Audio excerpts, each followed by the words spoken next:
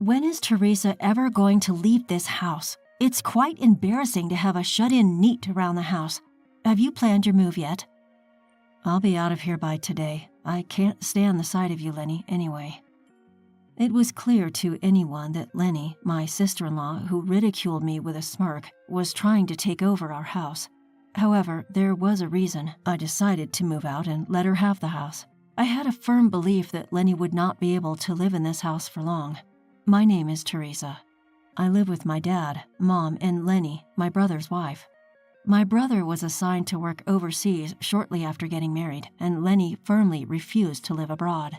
Lenny ended up living in our house, shamelessly so, despite being in the so-called newlywed stage and living separately from my brother. I remember well the day Lenny came to our house. She brought a lot of luggage with her and said without any remorse, "Edwin has gone overseas, so his room is vacant, right? I've decided to live there." My parents and I were baffled when Lenny came to the house without any prior discussion. When we called my brother to ask for an explanation, he was also surprised by Lenny's actions.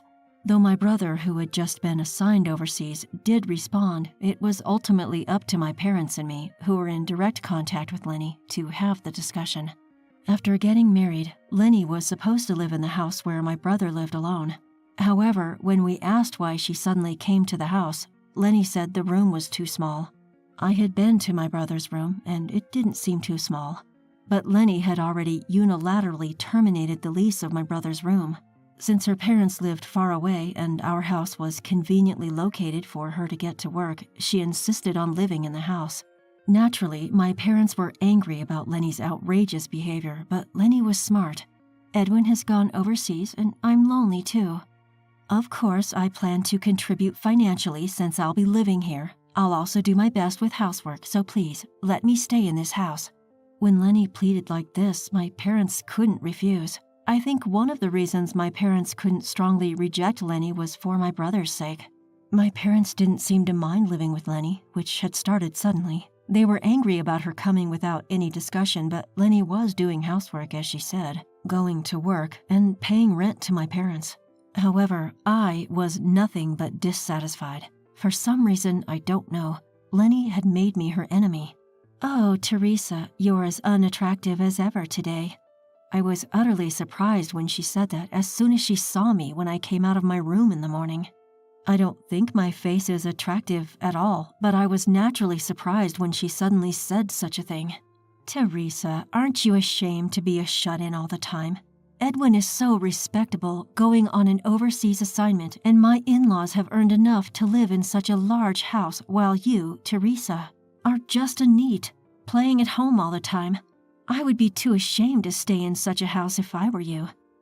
Today, my parents were at work and Lenny seemed to be off. Is she assuming I won't tell our parents about her nasty words? "No need to feel embarrassed. I'm not a NEET," I answer, laughing internally at her absurdity. Sure, my job requires me to be at home a lot, but that doesn't make me a NEET. But my sincere answer simply triggers a burst of laughter from Lenny. "Oh, come on, Teresa. Your brother's a successful man, and I work for a prestigious company. Even your parents are respected employees. I understand you might feel a bit inferior, but there's no need to lie." "I'm not lying. I'm an influencer." "An influencer? Please, stop making me laugh. As if someone as plain as you could be an influencer. That's a job for gorgeous models." She responds, brushing her elegantly curled hair off her shoulder, ignoring my protests, and shoving past me.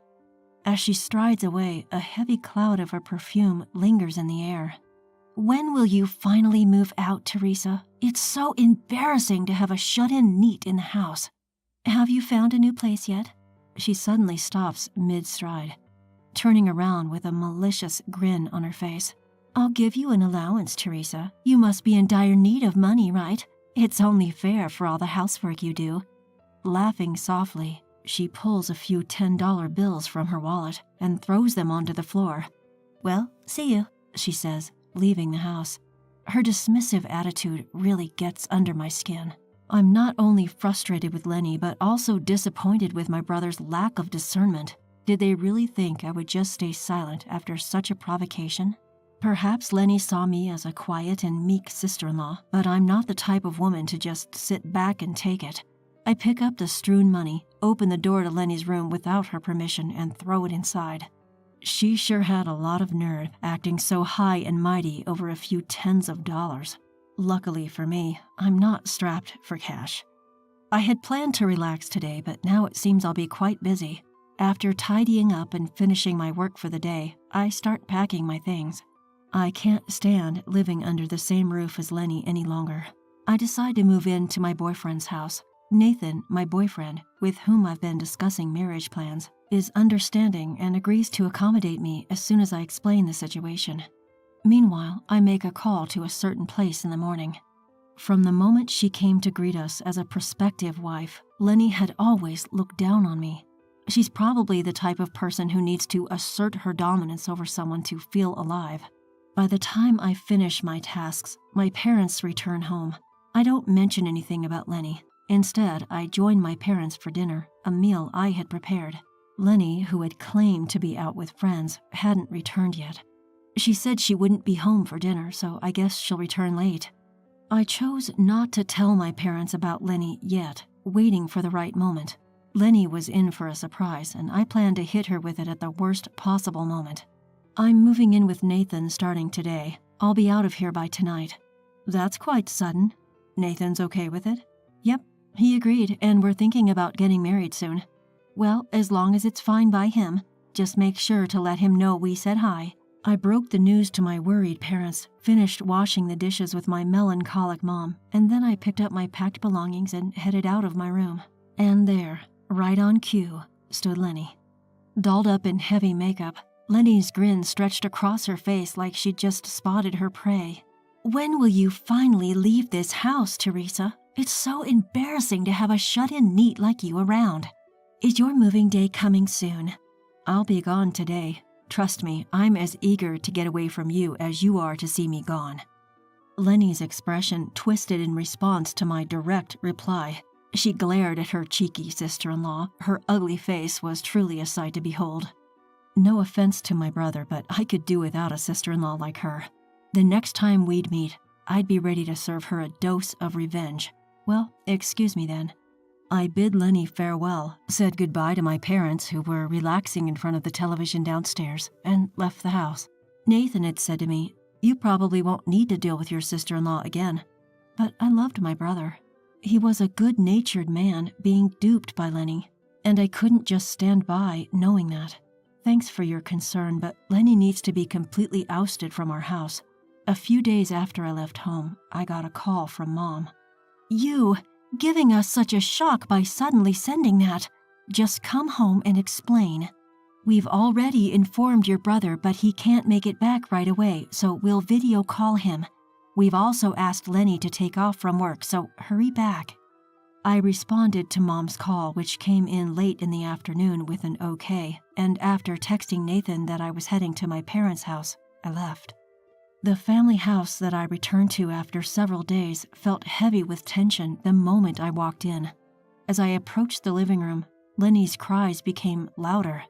When I opened the door, Lenny was hunched over in front of my parents, seated on the sofa. I could feel her glaring at me. "Teresa, this is terrible. Why would you send these pictures?" Lenny pointed to a series of pictures sprawled across the coffee table.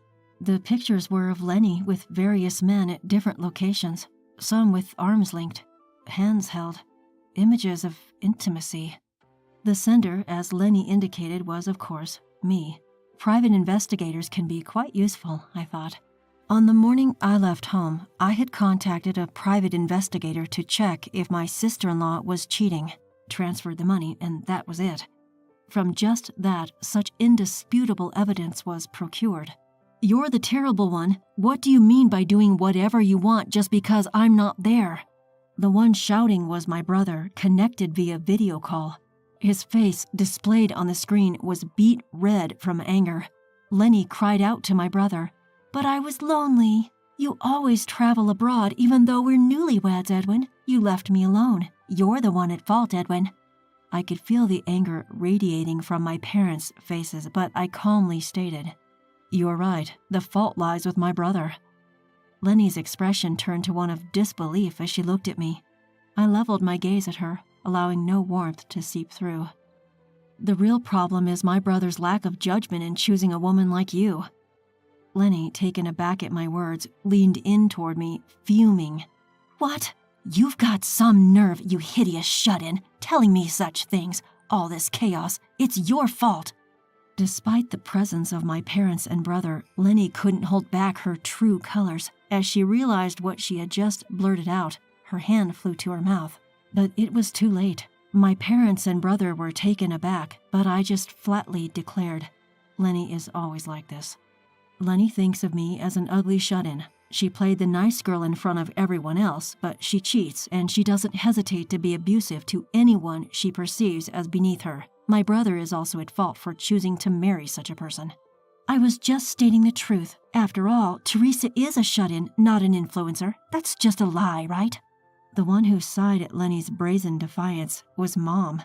I had no idea that Lenny was like this.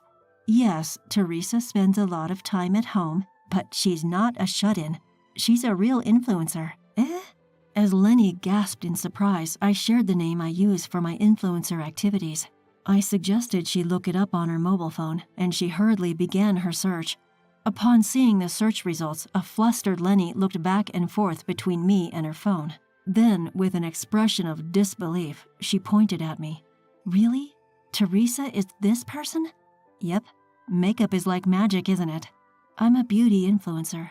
Born with a nondescript face, I use makeup to transform it, creating countless videos of my makeovers and posting them online. I sometimes receive requests from cosmetic companies to advertise their products in my videos. Thankfully, I have a large fan base, and when people think of beauty influencers, my name is often one that comes to mind. This house was built with the money Teresa earned. This huge house? Lenny gasped in response. I guess it's hard to believe that someone like me could have built a house in such a prime location so close to the station. As Lenny stood there, dumbfounded, the doorbell rang. Wondering who could be visiting at such an hour, I, the only one standing, answered it. A familiar voice rang out. Can I come in? Yeah, sure, I responded, and the owner of the voice entered. Seeing Nathan walk in through the living room door, Lenny recoiled. What? Why is Nathan here? Oh, you must be the sister-in-law I've heard about. It's nice to know you recognize me. Thank you. Nathan replied, his radiant smile lighting up the room. He's been an actor since his childhood. We had met at a social gathering for content creators and hit it off right away. Nathan and I had been in a relationship for several years, but we kept it a secret. Upon Nathan's appearance, it seemed that Lenny really believed that I was an influencer. Lenny weakly murmured, "No way." From the other side of the screen, my brother told her, "This isn't a time for you to be upset about that." Things quickly spiraled from there. My brother declared to Lenny that he would demand a settlement and file for divorce. He was going to take a break and return to the U.S., and until then, he instructed Lenny to wait. Lenny's parents lived far away, so she had to stay at our house until my brother returned. With our parents looking at Lenny as if she were something disgusting, it was clear that the days until my brother's return would be harsh and painful for her. Once we confirmed that my brother had escaped a woman like Lenny, Nathan and I decided to head home. On the drive back, I asked Nathan, "Why did you come with me?" He replied, "I didn't want my future wife, Teresa, to be mistreated." I found myself smiling at Nathan's kindness. My brother returned to the States 2 weeks later. During that time, Lenny had apparently taken a leave and locked herself in her room. While drafting the divorce papers, she was said to be crying, "I love Edwin the most." But my brother didn't waver at all. After the divorce was finalized, Lenny apparently began living alone. But the men who used to entertain her wouldn't associate with her anymore due to the shock of the divorce and her subsequent weight loss. Unable to receive help from anyone, Lenny repeatedly called my brother, but he blocked her calls. Furthermore, he went abroad again, leaving Lenny with no one to rely on. She quit her job and returned to her parents' home. Ironically, Lenny, who used to mock shut-in neets, had become one herself. Since then, my brother has been careful about his relationships with women, but he met a wonderful woman abroad and married her. The new sister-in-law, a brave woman with beautiful blonde hair, is learning English so that she can communicate with me and our parents. In time, Nathan and I also got married. Our wedding made the news. The marriage of Nathan, who had been beloved since his childhood acting days, was celebrated, and I was accepted by the public as Nathan's wife. Now that everything is resolved and peaceful, my family and I are living happily.